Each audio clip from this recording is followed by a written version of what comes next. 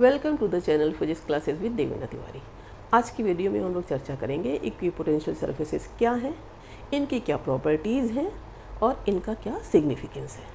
Video शुरू से आखिरी तक जरूर देखिएगा और हाँ, जो लोग नए हैं चैनल को सब्सक्राइब कर लीजिए। सबसे पहले तो जान लेते हैं कि इक्विपोटेंशियल सरफेसेस क्या होती हैं। कोई भी सरफेस स्पेस में या किसी चार्ज कंडक्टर की सरफेस इक्विपोटेंशियल सरफेस तब कहलाती है जब उसके हर पॉइंट पर पोटेंशियल सेम हो, जैसा कि इसका नाम है।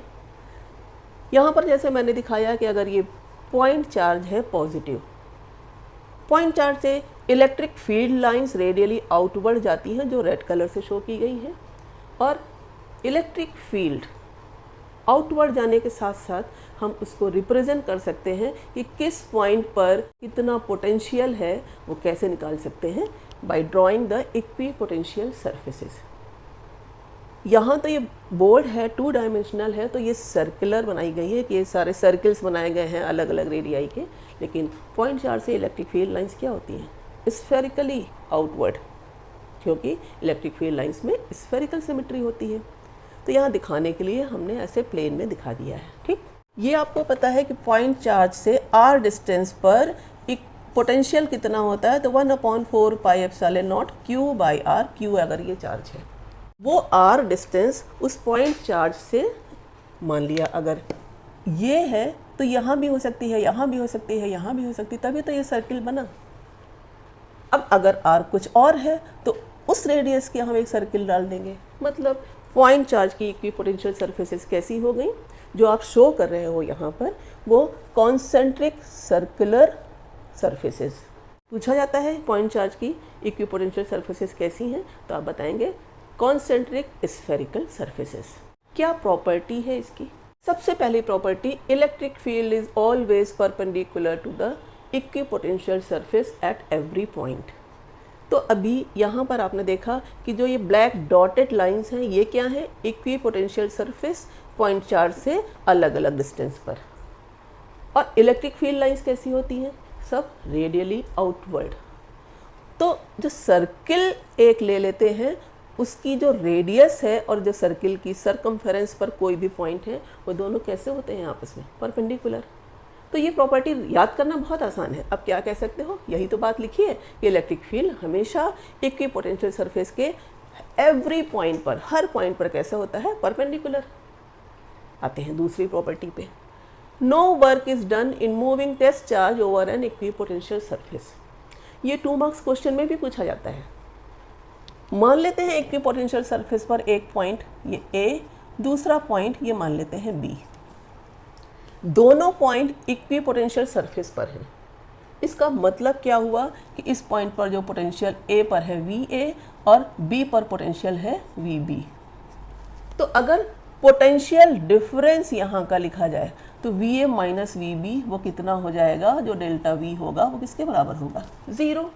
जैसा कि ये दोनों पॉइंट इक्विपोटेंशियल सरफेस पर है, सेम है पोटेंशियल दोनों पर। अब अगर हम एक पॉइंट चार्ज को, टेस्ट चार्ज को A से B तक चलाएं, वर्क डन का फॉर्मूला क्या होता है? वर्क डन इक्वल टू होता है Q इंटू पोटेंशियल डिफरेंस। तो कितना हो जाएगा? ये 0 ही तो हुआ। तो ये प्रॉपर्टी को ही प्रूव करना होता है और आप सिर्फ एक लाइन में प्रूव कर देते हैं। 2 मार्क्स क्वेश्चन है कि आप दूसरे तरीके से कैसे प्रूव करोगे कि अगर टेस्ट चार्ज को चलाया जाए इक्विपोटेंशियल सरफेस पर तो कोई वर्क डन नहीं होगा। भाई अब आप जनरल फॉर्मूला वर्क डन का बचपन से पढ़ते चले आ रहे हैं। क्या होता है? Work done equal to force into displacement into cos theta. याद करिए, वर्क डन इक्वल टू क्या होता है? F dot D. Work is the dot product of force and displacement.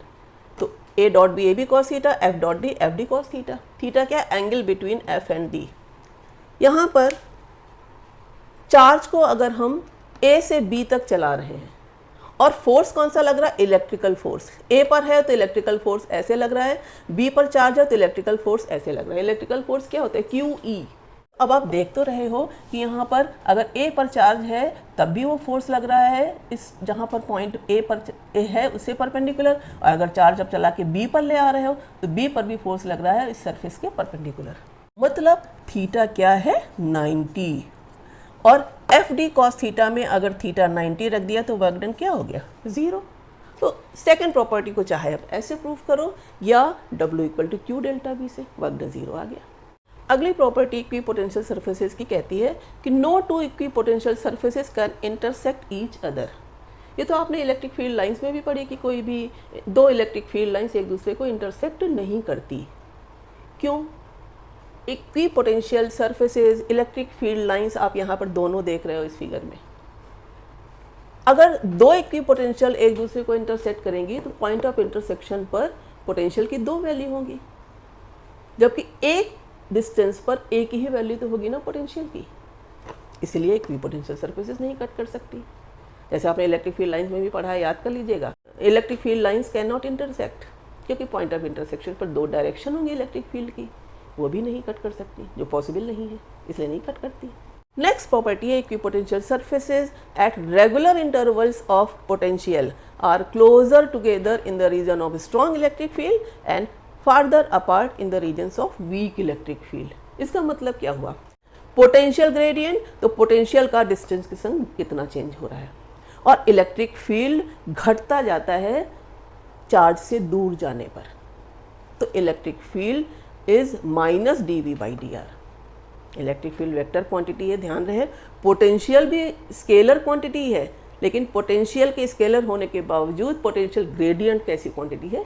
Vector quantity. इस फॉर्मूले से भी आप समझ सकते हैं कि जहाँ इलेक्ट्रिक फील्ड ज़्यादा होगा वहाँ पर फील्ड लाइंस भी ज़्यादा होंगी। आप देखिए सबसे पहले वाले सर्किल में सारी फील्ड लाइंस ऐसे निकलती हुई दिखाई पड़ रही है।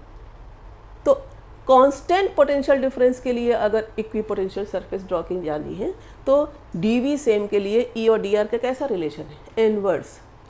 मगर यहाँ पर जैसे आप देख रहे हैं कि इससे इसके बीच का, इससे इसके बीच का, यहाँ से हर पोटेंशियल डिफरेंस अगर कांस्टेंट है तो डिस्टेंस देख रहे हैं बढ़ती जा रही है।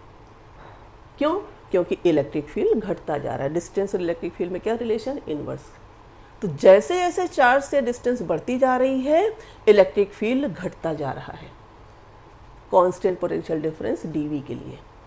ये प्रॉपर्टी हो गई इस डायग्राम से, जो आपको फोर्थ प्रॉपर्टी दिखाई पड़ रही है। और चार्ज के पास जहाँ पर स्ट्रॉन्ग इलेक्ट्रिक फील्ड रीजन है वहाँ पर आप देख रहे हैं इक्विपोटेंशियल सरफेसेस जो हैं वो क्लोजर हैं, कम डिस्टेंस है, और चार्ज से दूर इक्विपोटेंशियल सरफेस के बीच की डिस्टेंस बढ़ती जाती है, तो वो इक्विपोटेंशियल सरफेसेस फार्दर अपार्ट है।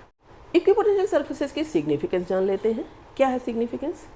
इसी फिगर से भी क्लियर है कि इक्विपोटेंशियल सरफेसेस जो होती हैं वो इलेक्ट्रिक फील्ड के मैग्नीट्यूड और डायरेक्शन को किसी भी स्पेस में बताती हैं। आप यहाँ पे देख रहे हैं कि अगर मैं यहाँ पर कोई पॉइंट इक्विपोटेंशियल सरफेस नंबर 3 ले लूँ तो वो पॉइंट जहाँ 3 लिखा हुआ है इस पॉइंट पर इलेक्ट्रिक फील्ड की डायरेक्शन क्या है? आप देखिए रेडियली आउटवर्ड यहाँ से रेड लाइन आ रही है, वो दिखा सकते हैं। मैग्नीट्यूड क्या है? तो इसका डिस्टेंस यहाँ से है, वो आप दिखा सकते हैं। तो इलेक्ट्रिक फील्ड का मैग्नीट्यूड, उसकी डायरेक्शन, वो इक्विपोटेंशियल सरफेस के थ्रू भी दिखा सकते हैं। और वही तो यहाँ पर पता चलता है कि जहाँ इलेक्ट्रिक फील्ड ज़्यादा होगा इक्विपोटेंशियल सरफेसेस क्लोजर होंगी, जहाँ इलेक्ट्रिक फील्ड वीक होगा वो दूर दूर होगी। उम्मीद करती हूँ इक्विपोटेंशियल सरफेसेस की जानकारी आपको इस वीडियो के माध्यम से ज़रूर पसंद आएगी। Thank you.